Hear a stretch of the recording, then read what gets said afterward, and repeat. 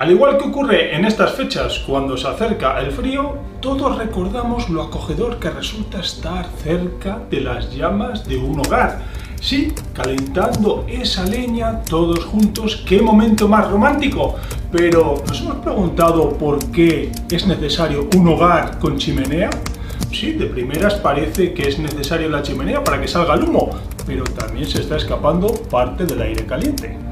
¿Y os habéis preguntado también por qué a veces el humo, en vez de salir por la chimenea, entra en la estancia donde estamos y nos deja impregnados de ese olor a humo y ese picor en los ojos?